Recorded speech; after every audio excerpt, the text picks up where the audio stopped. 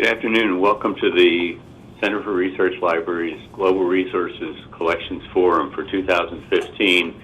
We are based here at Linda Hall Library of Science, Engineering, and Technology in Kansas City for today's forum. As many of you know, the Linda Hall Library and CRL formed a partnership several years ago to broaden the scope of science, technology, and engineering collections available to researchers through CRL libraries. That partnership has now matured, and the CRL libraries are benefiting quite a bit from Linda Hall collections. We're doing as much document delivery from CRL now as we're doing from Linda Hall, or the reverse of that, we're doing as much document delivery from Linda Hall now collections as we're doing just 3 years ago from CRL collections. So the partnership is quite a good one.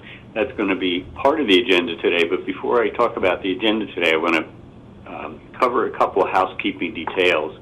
We have muted all your phones and all your microphones. The purpose for that is to avoid ambient noise, which we find when we don't have muted phones and microphones, that ambient noise can sometimes build up and create feedback that obliterates the audio signal from here.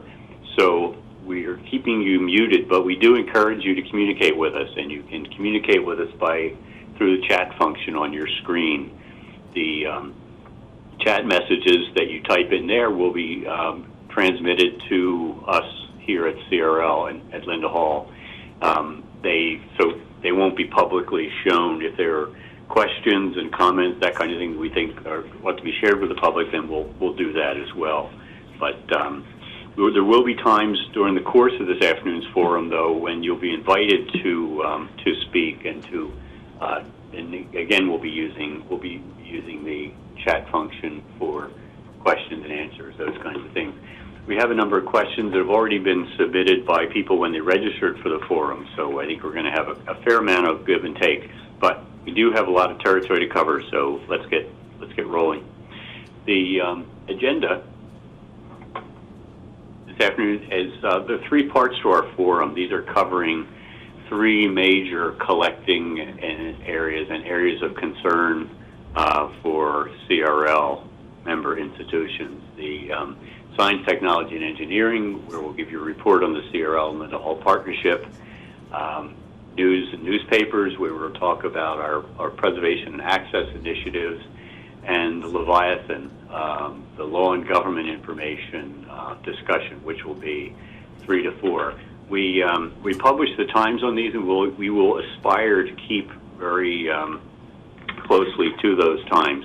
We won't start a new session until the appointed time. So if there are sessions, if you want to duck out and get something out of the refrigerator, or have a meeting, or check your email, you can expect to be able to come back in and hear the whole session if you log in on time. So that's where we are. I want to introduce James Simon, who is CRL Vice President for Collections and Services, who will give you an overview of the Linda Hall Collections and Partnership. Hi, everybody, and welcome, and thank you, Bernie, for that. We are very pleased to have as many people that registered to this and who are signing in as we speak. We are expecting quite a large portion of the membership to be participating throughout the course of the afternoon. Something I wanted to augment, I think, to what Bernie said is we will be glad to take your chat questions through the Q&A on the screen.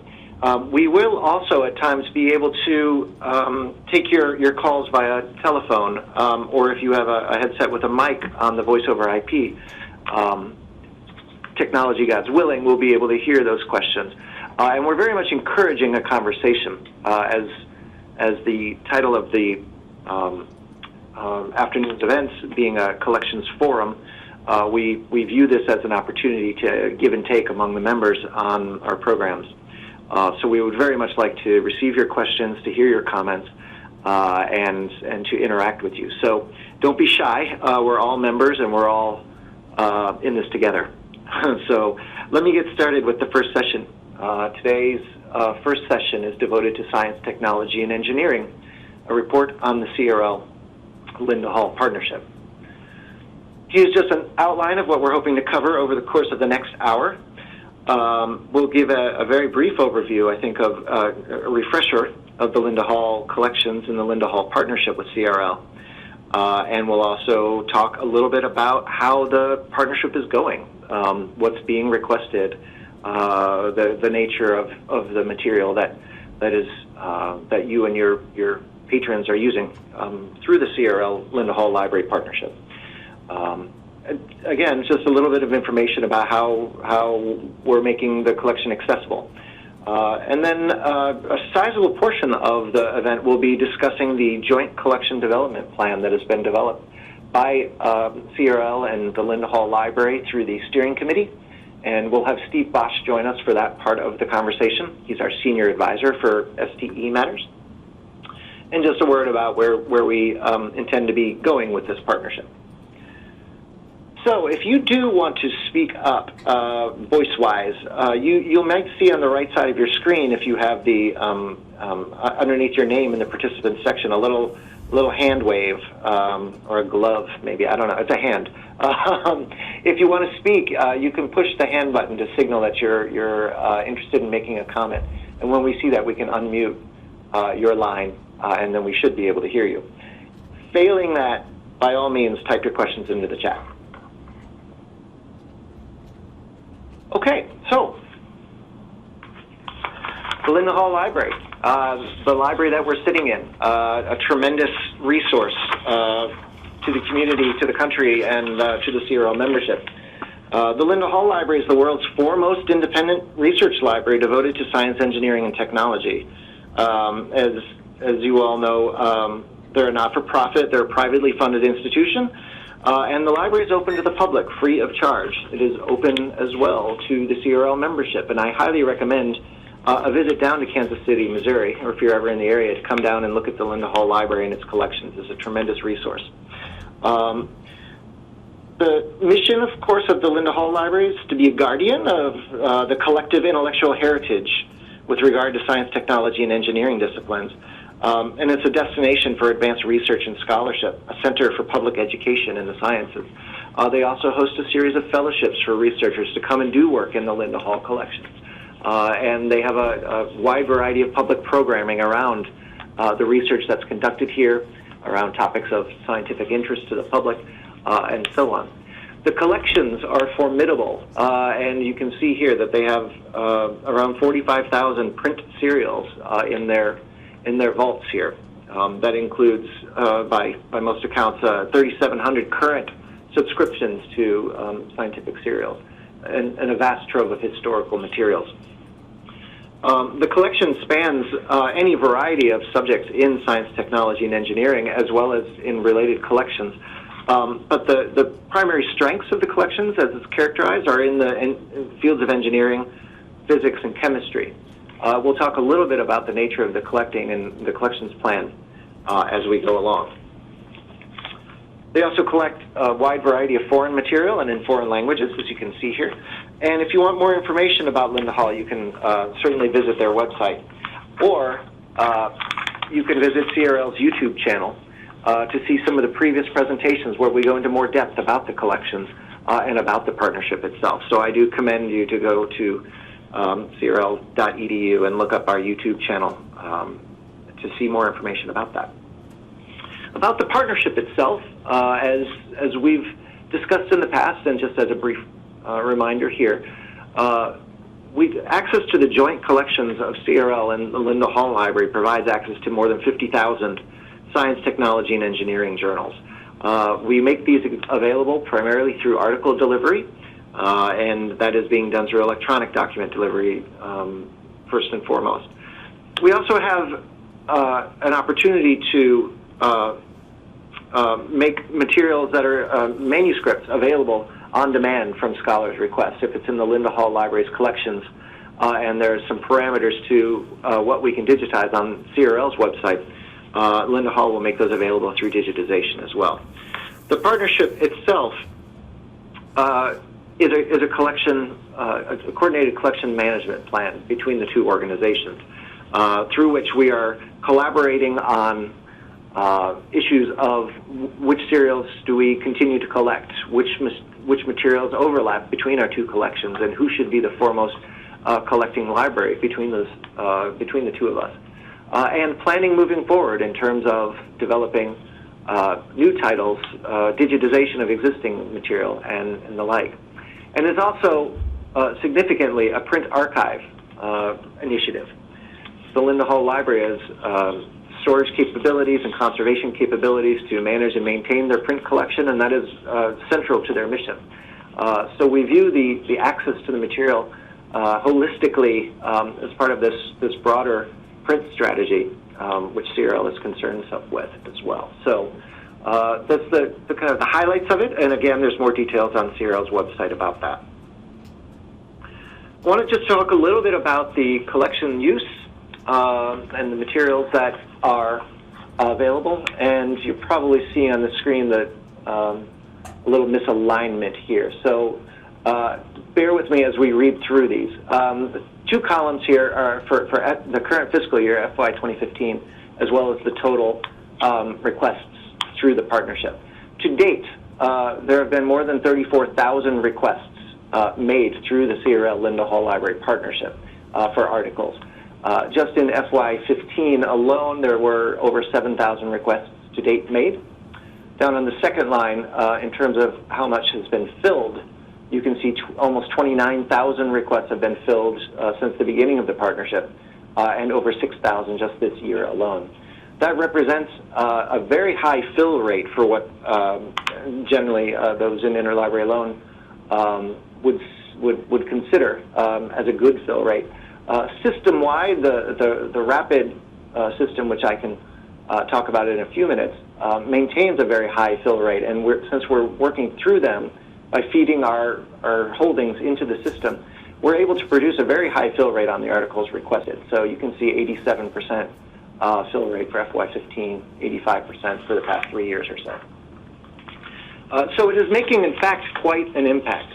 When you look at what you would normally pay to receive articles for article delivery, that of course varies from library to library, but in order to make those and receive those kind of requests, that represents, by some account, more than a savings of more than $350,000, I'd say, system-wide in terms of CRL participation.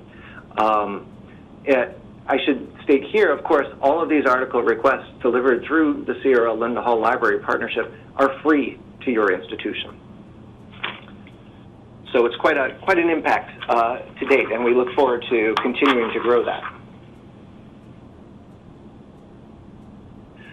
In terms of the types of materials that have been used, just wanted to provide a couple quick slides about that. Of those requests, of the material filled, the nearly 30,000 items filled, by and large, up for the first 2 fiscal years, that represented requests coming out of 5,300 titles. So you can see that a number of titles have multiple requests in them. The average number of requests out of those 5,000 titles is 4 per title. However, the median, that is, over half of the materials requested, really have about 2 requests out of them. And the range, is from 1 request per title up to almost 300 requests. So it's quite a long tail in terms of the material that's being made available. So we're really reaching far across a variety of collections. And here's just a bit of a graphical representation of that tail. If you look on the far left side, the numbers under the running along the bottom are the number of titles, and on the left-hand side are the number of requests per title. And you can see some very high requests for the first 50 or so titles on the list, but it drops off pretty rapidly. And this only covers the first 1,000 out of 5,000 titles. So that tail is dinosauric, perhaps. In terms of the materials being requested, we've just put together the top 10 titles here in terms of the number of requests to give you a sense of the kinds of materials. And here you can see the count of the requests for those titles, the titles themselves, and what subjects they're in, and whether they're held jointly by CRL and Linda Hall, or if it's just happening, just being requested directly through the Linda Hall collection. So you see here a lot of international material. A number of these titles are published in Europe or Asia. Some of the titles are fairly well known, but some are fairly, I would say, obscure in terms of the number of holding libraries. The -- 1 journal, in fact, the Asian Journal of Chemistry, really is held by remarkably few libraries in print within North America. So it's a title that's getting a surprising amount of use for our material. The top 10 titles here represent about 5% of the total requests of all the article requests. Most of these titles are reasonably well held within North America, as I was just talking about. All of them seem to be indexed in some major indexing, so it's not surprising that they get a frequent amount of use. Linda Hall, holds all of these titles and are servicing them directly from their holdings of these materials, but they're complemented by holdings at CRL as well. Moving on, just very quickly, here's use by subject, and I've broken this out just by major subject class. So as one might expect, the highest use of this material tends to be in the areas of the collection strengths of the Linda Hall and CRL joint partnership. So you can see that the top requesting class is science, the second one is technology. Though surprisingly, as you get down the line in terms of the requests, we break off into different fields that we wouldn't normally consider as part of the subject focus, but also represent holdings by our joint libraries in related fields. So you can see medicine, agriculture, geography, and the like down towards the end of the request scale. When you look at the subclasses for science and technology, I've just listed them there in terms of the number of requests. These are the kinds of things that are requested within those classes. So there's a widespread use of the collections and quite a diverse spread of the kinds of materials that are being requested.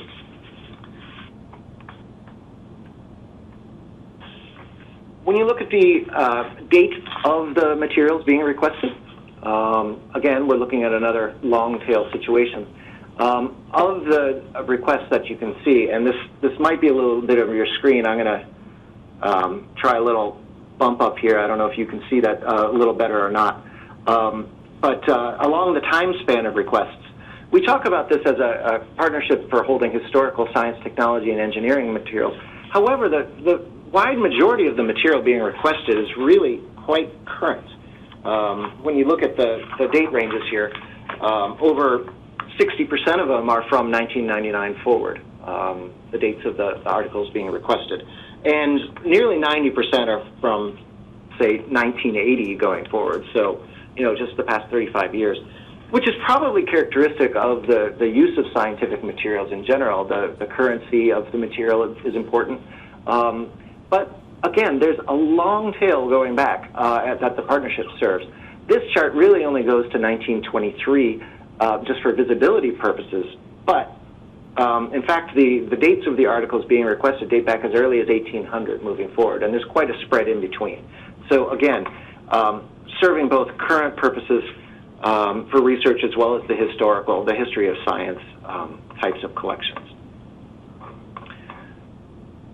Everybody with me so far? Good. So who's making use of these materials? Well, a lot of libraries are making use of this material. And I don't want to disregard the 190 other institutions here, but we did want to show the top 10 users just to recognize the kinds of institutions that are making use of these collections.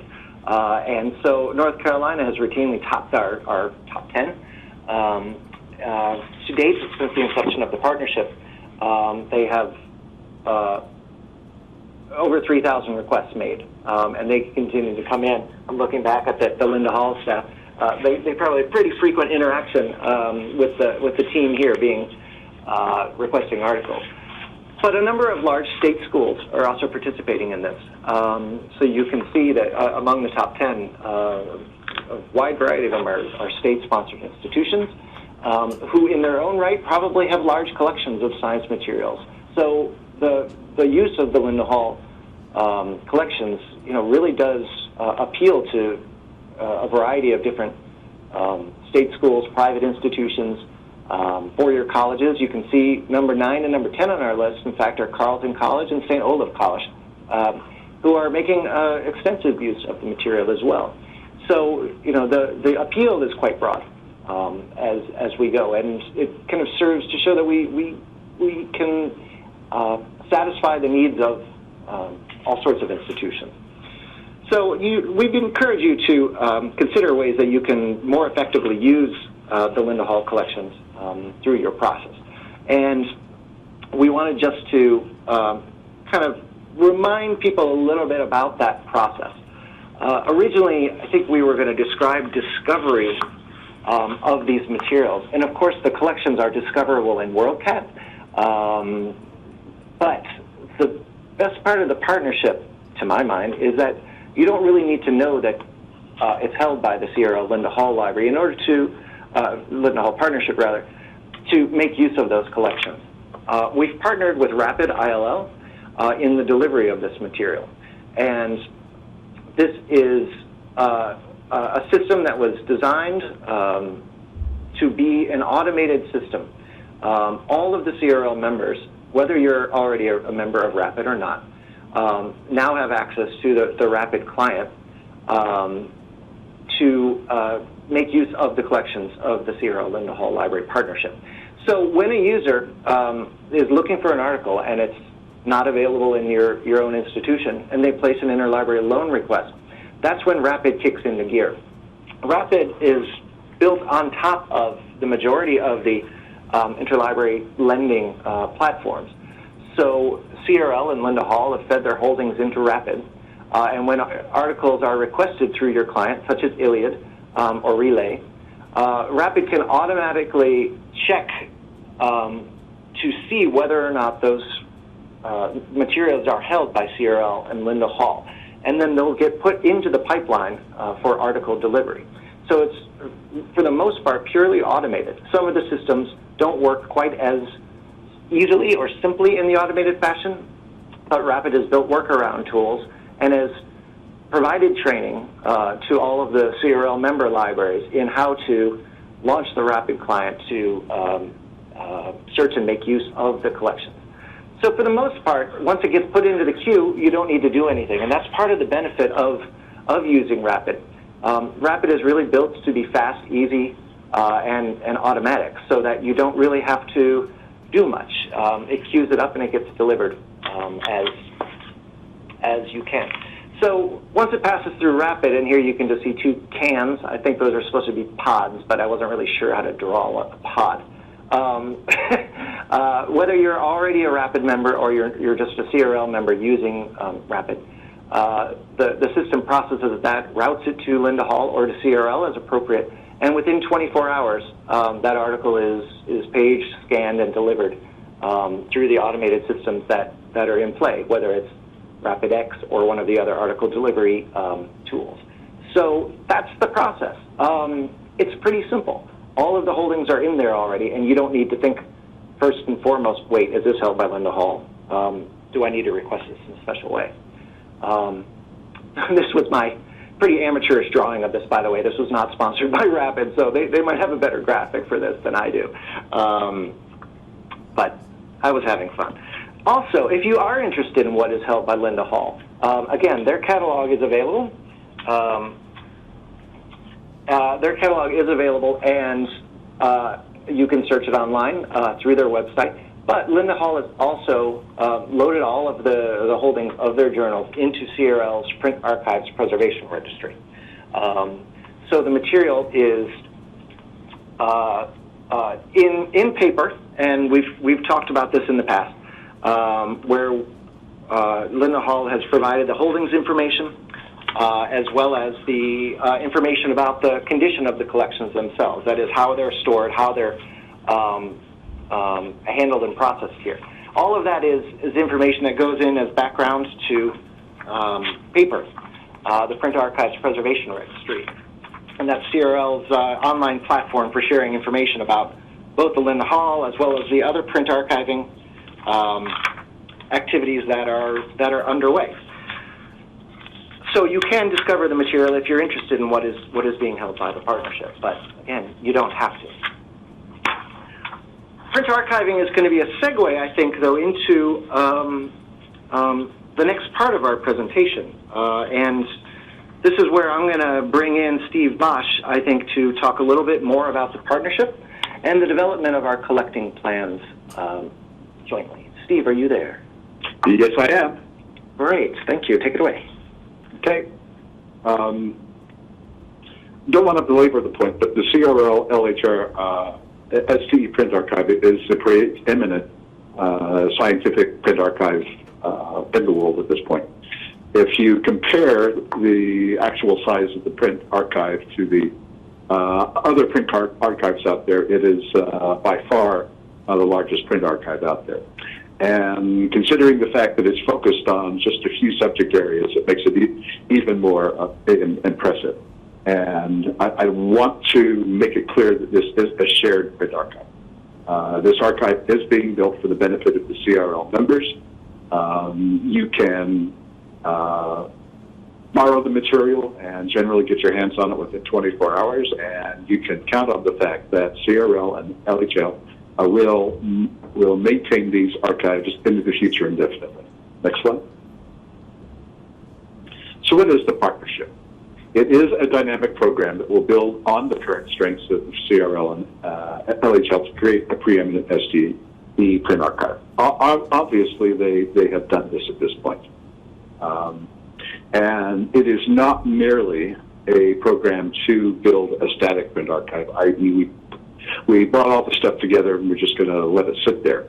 The goal is to continue to develop this print archive, adding in new content and things like that, so that it can be a resource into the future for that outline or whenever that need comes up for the actual print artifact. So, next slide. And there are real benefits to members. The print archive provides certainly for local collections management. If you have shelving space needs and those types of things, you can take a look through the paper system at the actual holdings of the partnership, and you can make local decisions based upon that. If you are of a mind to remove the materials, those materials will always be available through the partnership. And along those lines, there is now a collection development plan, and this development plan lets people see where the priorities for the partnership will be in the future.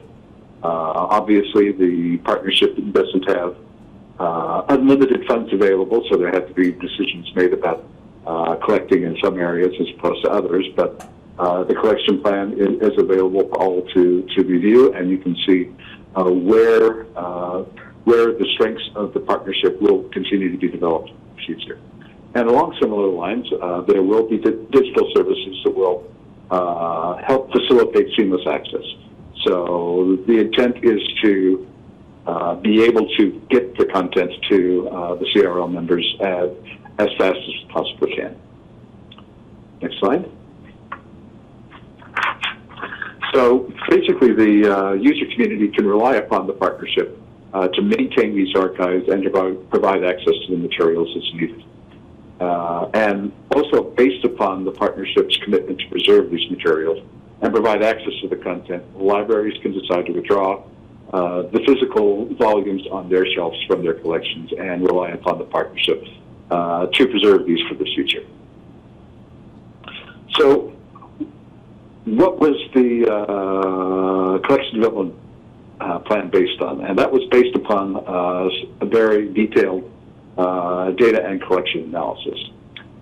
This is kind of a hard and very dense slide, but this gives an indication of what was found during the data analysis.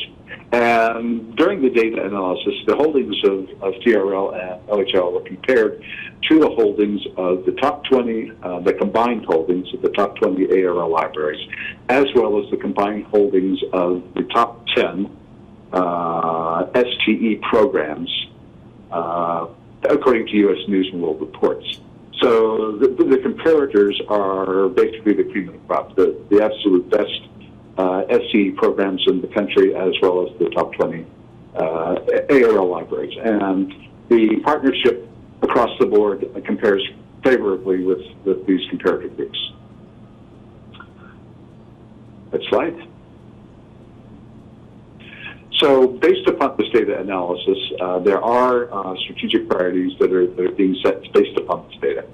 The partnership will build on areas of excellence, both based upon subject as well as language. And again, based upon the data analysis, there will be intentional collection levels set.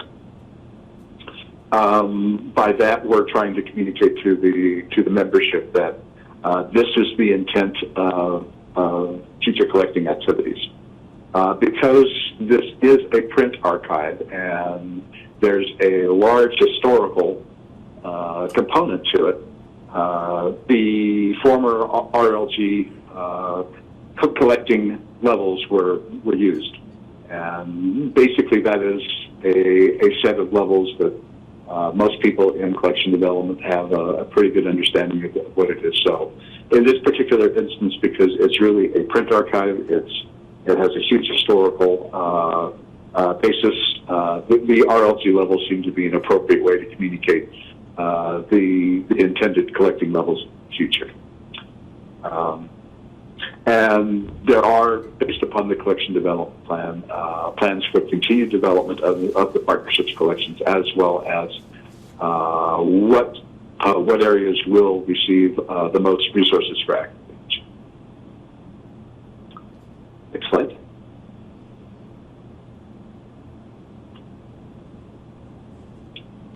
So by continued development, what we're talking about is ensuring that the current subscriptions, as much as possible, will be maintained.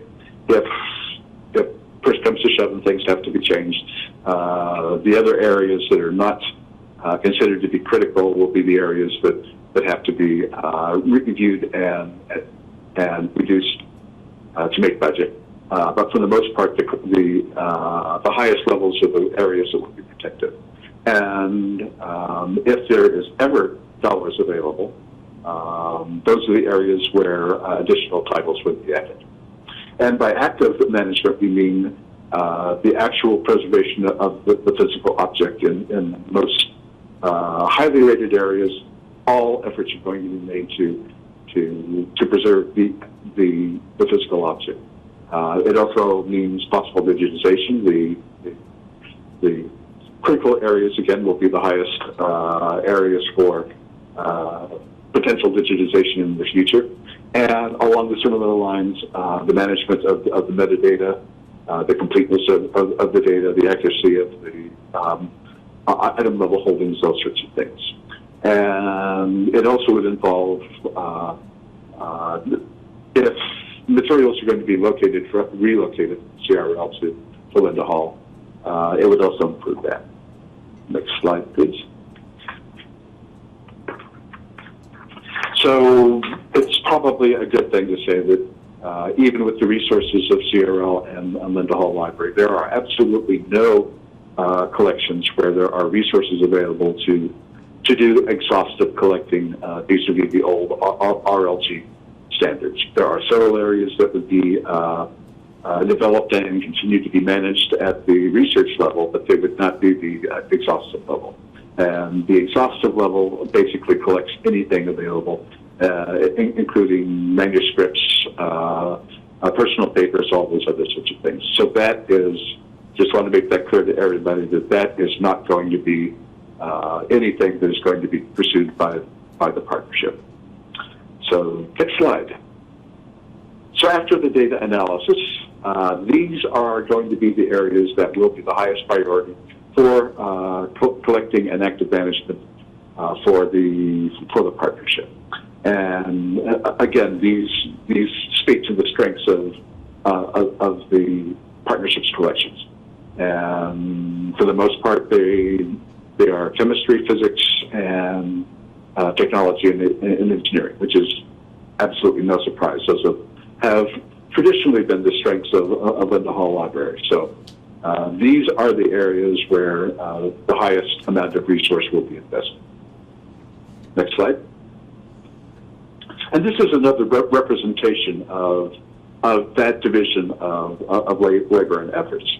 You can see that chemistry, physical sciences, and engineering and technology make up the huge part of the donut. So again, these are the areas that are going to be the primary focus for the partnership.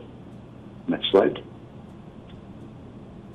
So during the analysis of the data and comparing the data of the partnership to the ARL libraries and the top STP programs, these are the language areas that rose to the top and represented fairly unique collections. As you can see, that the Slavic languages are very prominent. The Slavic language areas, especially in chemistry and physics, are extremely strong in the partnership. And again, this isn't a comparison to a single ARL library or a single SCE, but the combined holdings of the top libraries. So these are some very deep collections. Next slide. So the intent of the collection management policy is to make the priorities of the partnership transparent to the user community. If you have to make local decisions based upon where you want to put your strengths, you can basically assume that this partnership is going to be building in those language areas and in those subject areas. So those are going to be definitely covered and well represented in the partnership. And the resources of CRL and Linda Hall will be invested based upon that set of policies. So that is kind of the roadmap to the future for the partnership, and that's where the resources and efforts are going to go. Obviously, the high collecting levels will be the areas of primary focus. It doesn't mean that the other areas won't be receiving some attention. There are collections in those areas. They just won't receive the same levels. And again, like most libraries out there, the partnership does have to make choices about what it can provide to the community. The partnership can't go out and buy absolutely everything in these subject areas, nor can they go out and buy every Russian language title and every Bulgarian language title and provide it. But based upon the current holdings and the current sets of subscriptions, these are areas that will continue to be developed and does represent a very strong and deep collection for the use of the CRL members. With that, I'll turn it back over to James. Thanks, Steve. I hope that that gave everybody just a taste of what we're looking to do here. So the materials that Steve has been talking to have been posted on CRL's website on the partnership page for the CRL Linda Hall Library Partnership. I'm going to go off the grid here just for a second and point you to that, because I also wanted to point out where that is on our new website. We've recently done a redesign of CRL's website, and I'm going to take you to that right now. In case you haven't been there, I'm making you go there. Over here on the right side, you can see a new tab for collaborations, where you can more easily get to the information about the Global Resources Partnerships. So we've brought that to the fore. It's a really important part of our current activity and our identity. So we wanted to make sure that it was easy to find. So on the website, under the partnership pages, you can find the Partnership on Science, Technology, and Engineering. And down on this site, if I don't give you seasickness, I'm going down to the bottom. You can find an executive summary as well as the policy, collection development policy for serials, and the collections management policy for books. We've talked primarily about serials here, and in fact, when we talk about the print archive, for the most part, what we're talking about, the partnership covering is the serial collection. That isn't to say that we're throwing away our books, because certainly we're not doing that, but the paper database really only covers the serial material, and that's what we've been speaking to here. The collections management policy for books, it's fairly self-explanatory in terms of it not being the chief focus of our partnership, but that it is important to consider monographs and the like in supporting the serials collections as well. So you read both of them at your leisure and share them around because they're, I think, very useful documentation, especially when you're considering tough choices when facing cutbacks of serials and the like. And we've heard from a number of our members that that is, in fact, very much a reality on campus today. So we encourage you to take a look at that, these documentation when you have to start making those choices. Just to wrap up, before we get to some questions and answers, the partnership is going, at least from on this side of the table, extremely well. I'm looking back at our Linda Hall Library colleagues who are nodding their heads fairly vigorously, which is good. We've been very pleased by the relationship and the nature of the collaboration. The fact is that any partnership is really successful when born only out of mutual benefit. And I think that the benefit to us and the benefit to Linda Hall have both been substantial. So our members get access to a vast collection of print materials and article delivery. You know, we receive the expertise and the knowledge at Linda Hall in terms of building these collections forward. We are able to really leverage the collective strengths here to advance the interests of research libraries and the research community in general. So where are we going from here? The current partnership, of course, does extend a few more years yet, and we would anticipate moving forward beyond the 2017 date that we have currently written into our partnership. But there are several things that we want to do moving forward, and in particular, three areas here that I wanted to highlight. I described the on-demand digitization of monographs, and this was something that we built in early in the partnership agreement. We are finding, however, that a lot of the materials that are of interest to our member libraries, frequently we can find them available through other access channels, such as HotBay Trust or perhaps the Internet Archive or some other available channel, and we don't want to do digitization that duplicates the efforts of our other member library efforts. So we've been hesitant to apply our efforts to that if it's easily and readily available somewhere else. But we have been doing some strategic planning and thinking about topics and subjects of interest to our members where the historical collections of these materials are not available through other online channels. So the Linda Hall Library and CRL, through our advisory committee, have been discussing areas where we might focus our attention on the digitization of journal back files. And the staffs of the two organizations have been going back and forth and looking at areas of interest, areas of strategic research priority, and materials that frankly are too fragile to handle in any other way. To look at high impact areas where we can do some targeted digitization and make that material available online to the CRL membership and the Linda Hall community at large. So you look forward to hearing more information about that in the coming months as we continue our plans. This material will be in the areas of the collection strengths, as we've described, and we're also looking at some very specific areas of interest, such as infrastructure and mechanical engineering, that these materials have not been widely digitized elsewhere. So more on that soon. Of course, we do, as I mentioned, want to make sure that we are maintaining or retaining and making available for the long term the print record. And so once we have these materials digitized, we want to make sure that we've located the originals in an area that will best promote their longevity. To our mind, that means that CRL may relocate its print collections where they fill in gaps for the Linda Hall collection, so that we have a jointly held collection that's being retained and conserved. And more broadly, for looking at the partnership down the road, looking for other ways that we can merge our physical resources together.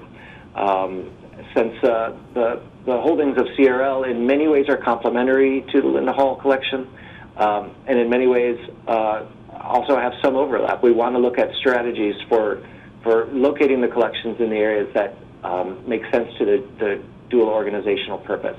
So merging of the print resources is something that we are actively considering, and we're looking to your feedback on that. So that's something that we'll have continuing conversations with Lisa Brower here at the Linda Hall Library and Bernie Riley at CRL, and we'll share more information about that over the coming year as we can.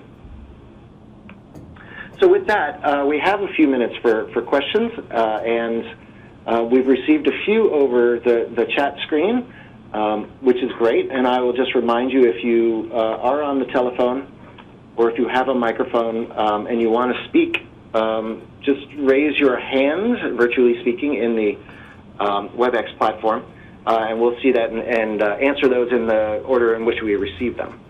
But let me just start with one of the questions that we had relating to the process of the interlibrary loan.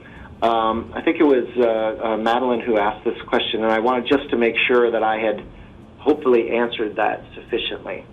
All of the CRL member libraries have been set up in Rapid and have received some training from James Smith at Rapid ILL in order to set up and to run the process.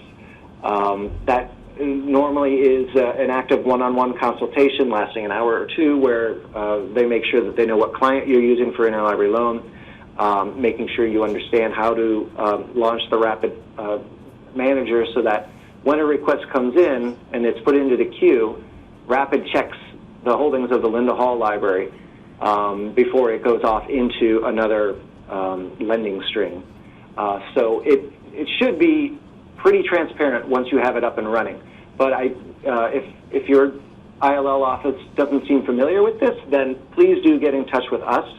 Our head of our Access Services Department is Kevin Wilkes, and he would be happy to talk to you about this or giving a refresher as you need it. We had a content question relating to the materials for relating to Russia and the former Soviet Union. Let me just pull it up to make sure I have it correct when I turn to our colleagues here at the Linda Hall Library. The question was, how would we characterize the Linda Hall Library's coverage of Soviet-era physics publications? And as a follow-up to that question, I believe it was, are the holdings in Russian? Are there other materials, perhaps in English or in other translations, in that collection as well? I'm going to turn to Ben Gibson here at the Linda Hall Library, who's going to address the question about that. All right.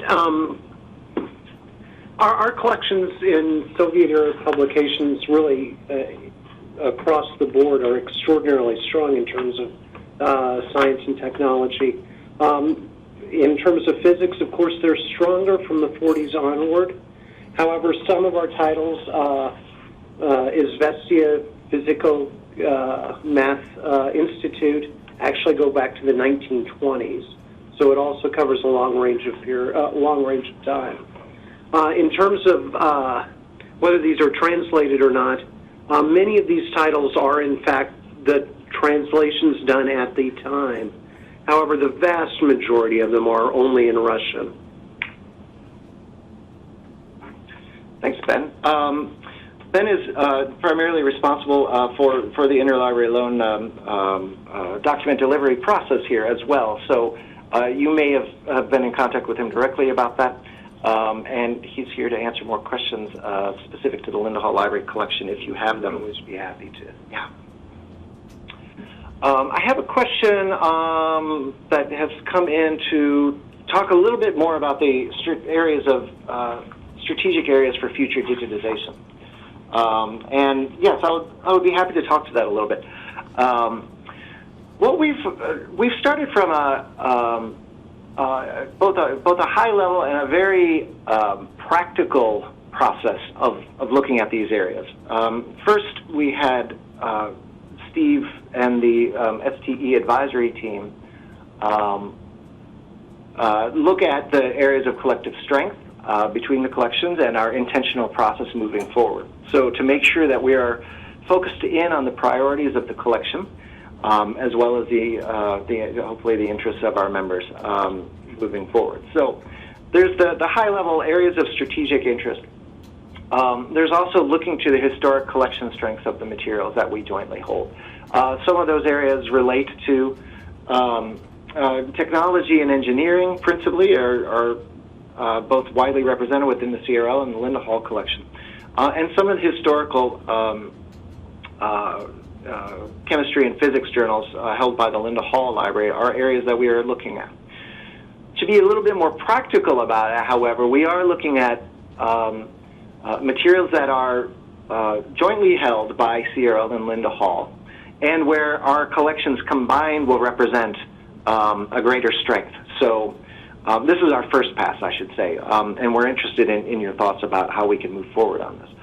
So we're looking for areas where CRL holdings might fill in the gaps of Linda Hall, or perhaps vice versa.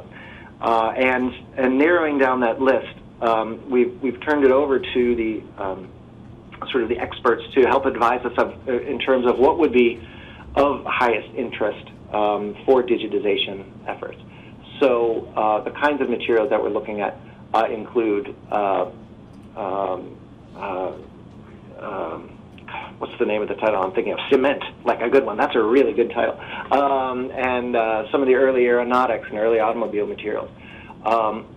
In terms of the holdings for this, the one thing that we're looking to do in terms of narrowing the scope is to digitize the materials prior to 1950. That tends to be the area where we've agreed jointly are areas that are good criteria for digitization, both of the monographs and of the CRL holdings. There was a related question about this in terms of what we're able to digitize in terms of copyright. And as most people know, the generally accepted public domain standard in the United States tends to be open pre-1923 and a wide swath of gray from 1923 up to about the 1970s. So what we're planning to do with these collections is, in fact, hold them jointly between Linda Hall's servers here, where they host materials, as well as CRL's online document delivery system in Chicago, where we make the available materials available to our members through secure IP authentication. So the public domain material will likely be open to the public. In fact, the material that is that represents an uncertain copyright, we're gonna lock down to member access only to that material. Ben, do you remember if optics is one of those possible areas? Is that an area of interest to Linda Hall in this? Well, certainly it's something that we have a substantial collection in. I believe that there was one title that was an optics title on your original list. That's right, yeah. So it would certainly be something that would be on the table.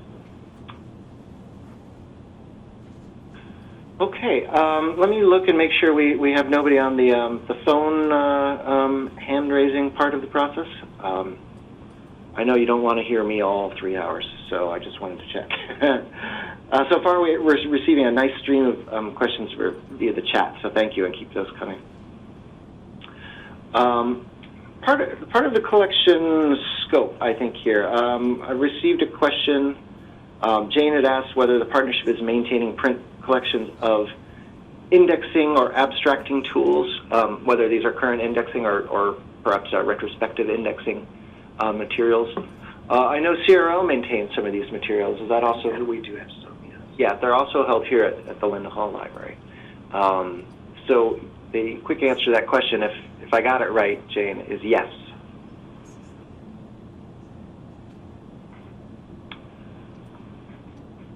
I think Patricia, we've cleared the queue of our questions. And again, I want to both thank Steve for his work in making the the joint collection development plans, for roughing those out and to sending those out to both the CRL team and the Linda Hall team to look at very carefully and work through those. I wanted to note at one point in there, Steve did a lot of work for us over the past 3 years in terms of the collection analysis and these collection development policies, and that work should not go unrecognized by the membership. It's been a tremendous service for the partnership. And as we've looked at the joint planning, differentiating between what represents a historical collection strength versus current collecting activities was a lively and active discussion here. To make sure that we were correct in what we were projecting planning forward. So my thanks go out to the Linda Hall Library staff and to Lisa Brower and her team, and for helping us think through those issues and for getting that out for further review and comment by the CRL membership. So if you do have comments or questions about that, we would encourage you to shoot me an email, or anybody here at the Linda Hall staff about their collections, and we would be more than happy to continue to field your inquiries about that. So before I run out, there was one question came in at the end here. Holdings for STE conference proceedings, especially those international ones. That's not something that CRL has been widely collecting. I think, though, we have some historical materials that has never been a focus of our own. I think that's the same here at the Linda Hall Library. Conference proceedings kind of fall in between the serial and the monograph world, I think, to some extent. Yeah, it's not been a principal focus of ours. We do have a great deal of conference proceedings are from the old engineering societies. Mm-hmm. That's right, yeah. The collection was developed through deposits from the engineering societies here, and so there's a tremendous historical collection in that area.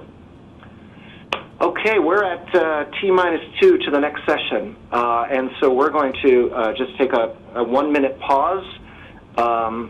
Again, my thanks to everybody here at the Linda Hall Library for hosting us, and you're welcome to sit in on the rest of the day, of course, and we'll be back in just 1 minute.